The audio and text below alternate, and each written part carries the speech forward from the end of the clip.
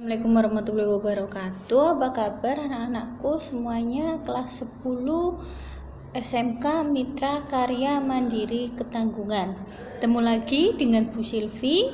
Kali ini di pembelajaran daring yang kedua, yaitu kita nanti akan langsung lanjut ke bab selanjutnya, bab yang kedua, yaitu tentang struktur atom. Sebelum kita belajar tentang struktur atom, Bu Silvi akan menjelaskan sebab yang pertama, yaitu mengenai perkembangan model atom. Untuk perkembangan model atom itu berubah-ubah setiap waktu, mengalami kemajuan perkembangan teori atom sesuai dengan zamannya, diperbaiki tiap tahun oleh ilmuwan dan berikutnya. Nah, selama lebih dari 2 abad itu peneliti membuat model atom. Yang pertama, teori perkembangan atom yang pertama yaitu ada teori atom menurut John Dalton. Kalian bisa lihat pada gambar di slide. Atom menurut John Dalton itu gambarnya sudah ada di dalam, bisa kalian lihat sendiri. Kemudian yang kedua yaitu J.J. Thomson. Itu di dalam atom ternyata ada partikel-partikel kecil di gambarnya. Kemudian yang ketiga yaitu teorinya Rutherford. Nah, Rutherford ini atomnya ada yang berada di tengah inti atom dan di sekelilinginya itu ada partikel-partikel kecil. Partikel-partikel kecil itu apa? Nanti akan Bu Silvi jelaskan di slide berikutnya. Selanjutnya setelah Rutherford yaitu ada Niels Bohr, teori perkembangan atom menurut Niels Bohr. Nah, itu bisa dilihat gambarnya seperti tata surya kita ya, ada lingkaran-lingkaran seperti lintasan. Nah, itu menurut Niels Bohr. Selanjutnya yaitu menurut James Chadwick, yaitu atomnya saling bersatu, menggerombol. Nah, kemudian yang terakhir yaitu teori atom modern. Teori atom modern di situ ada awan elektron, di dalamnya itu ada elektron yang menggerombol seperti tadi.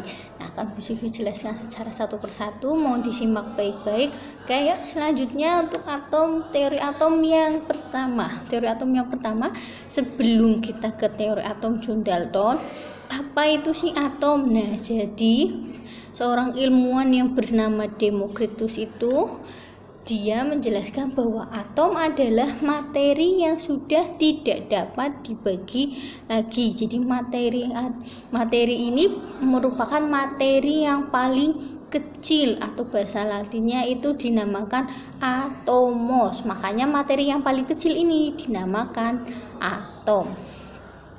Selanjutnya untuk teori atom yang pertama yang dikemukakan oleh John Dalton pada tahun 1808, yaitu bahwa John Dalton menyatakan bahwa atom itu merupakan bola pejal. Nah, jadi seperti kalian bisa lihat di gambar, atom itu merupakan bola pejal. Bagaimana bunyi 4 teori atom Dalton itu? Ada 4 teori atom Dalton. Yang pertama, bahwa atom itu berukuran kecil dan tidak dapat kita lihat. Jadi atom itu sangat-sangat kecil. Tadi kan atom itu materi yang paling kecil dan sudah tidak dapat dibagi lagi. Itu teori yang pertama, teorinya John Dalton. Teori dari John Dalton yang kedua yaitu bahwa atom dari senyawa yang sejenis mempunyai massa dan sifat yang sama. Atom dari senyawa yang sejenis, jadi kalau atomnya dari senyawa yang sama yang memiliki sifat sama, massa yang sama. Kemudian teori yang ketiga yaitu bahwa atom dari senyawa yang berbeda berarti memiliki sifat dan massa yang berbeda. Atomnya beda berarti massa dan sifatnya beda. Itu teori atom Dalton yang ketiga. Kemudian menurut Dalton yang keempat, bahwa senyawa itu merupakan kombinasi gabungan dari beberapa atom. Itu merupakan ringkasan teori atom menurut John Dalton. Selanjutnya, slide berikutnya. Apa sih kelebihan dan kelemahan dari teori John Dalton? Kelemahan dari teori John Dalton yang pertama yaitu kenapa atom itu tidak dapat menghantarkan arus listrik. John Dalton itu jadi tidak dapat menjelaskan tentang sifat listrik pada atom. Yang kedua yaitu bahwa ternyata atom itu masih bisa dibagi lagi menjadi partikel yang lebih kecil, partikel subatomik. Jadi ternyata di dalam atom itu masih ada partikel lain. Jadi atom bukan bagian yang paling kecil. Itu kelemahan teori John Dalton. Kelebihannya apa? Kelebihannya, nah, kelebihannya dari John Dalton yaitu John Dalton itu sebagai pelopor untuk meneliti mengenai model atom. Makanya mulai membangkitkan minat-minat dari para ilmuwan yang lainnya untuk meneliti apa itu atom dan bagaimana model atom. Oke, selanjutnya yaitu teori yang kedua. Teori yang kedua yaitu menurut J.J. Thomson. J.J. Thomson ini merupakan penemu dari elektron dengan menggunakan eksperimen tabung sinar katoda. Nah, dari J.J. Thomson ini ternyata di dalam atom itu terdapat yang namanya elektron. Jadi Thomson menyatakan bahwa ada partikel yang bermuatan negatif di dalam atom yang disebut dengan nama elektron. Jadi elektron adalah partikel atom yang bermuatan negatif. Itu teori yang kedua. Yang tadinya itu atom hanya bola pejal yang sudah tidak dapat dibagi lagi. Kemudian selanjutnya teori yang kedua, teori yang J.J. Thomson, ternyata di dalam atom itu ada partikel lain. Partikel lainnya yaitu yang bernama elektron. Lanjut, nah masih modelnya Thomson. Jadi modelnya Thomson ini atom merupakan bola pejal yang bermuatan positif di mana yang di dalamnya tersebar elektron yang bermuatan negatif. Itu merupakan teori atom menurut Thomson.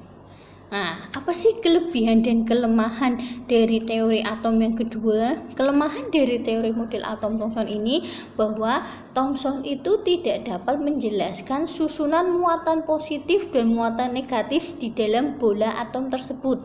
Jadi di manakah letak yang susunan positif, di manakah letak susunannya negatif? Itu kelemahannya, tidak bisa dijelaskan dengan model teori Thomson. Apa kelebihannya? Kelebihannya yaitu bahwa teori model atom Thomson itu dapat membuktikan bahwa di dalam atom itu ada partikel lain. Nah, di dalam partikel lain di dalam atom itu ada yang namanya elektron. Jadi atom itu bukan bagian terkecil, karena di dalam atom ada yang lain, maka teori sebelumnya John Dalton bisa dipatahkan. Selanjutnya yang kedua, kelebihannya apa? Dapat menerangi sifat listrik atom. Itu untuk teori dari Thomson.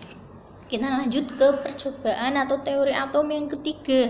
Nah, teori atom yang ketiga ini yaitu menurut Rutherford. Menurut Rutherford, dia melakukan percobaan penembakan sinar alfa pada lempeng tipis emas.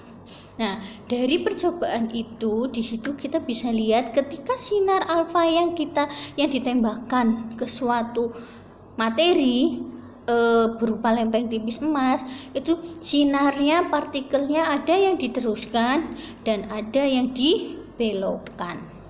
Nah, kebanyakan partikel yang diteruskan itu berarti adalah di dalam atom itu ada yang namanya ruang kosong karena partikelnya bisa diteruskan.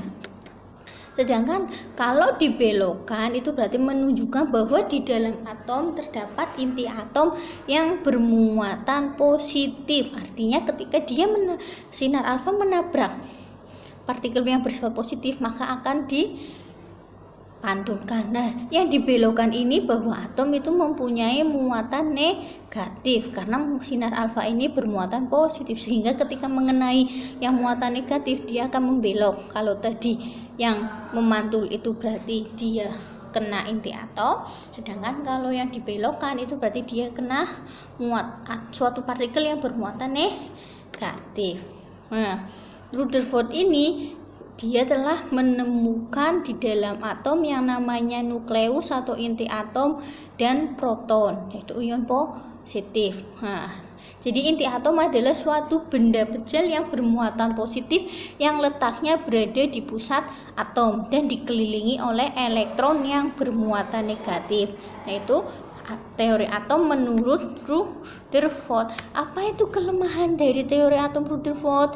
Kelemahannya bahwa teori atom Rutherford tidak dapat menjelaskan mengapa elektron tidak jatuh ke dalam inti. Inti itu kan bermuatan negatif, inti bermuatan positif, sedangkan elektron itu bermuatan positif. Inti itu bermuatan positif, kemudian elektron itu bermuatan negatif.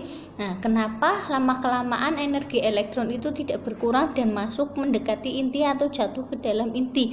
Itu kelemahannya, sehingga akan dijelaskan oleh teori atom berikutnya. Sedangkan untuk kelebihan dari model atom Rutherford yaitu yang pertama bahwa di Rutherford ini bisa mengemukakan di mana itu adanya inti atom. Inti atom itu berada di mana? Inti atom itu berada di pusat atom atau berada di antara tengah-tengah di dalam atom. Kemudian yang kedua, dapat menerangkan tentang fenomena penghamburan sinar alfa oleh lempeng tipis emas. Yuk, teori yang selanjutnya yaitu teori yang keempat, teori Niels Bohr. Nah, teori Niels Bohr ini melengkapi dari teori Rutherford yang kelemahannya tadi.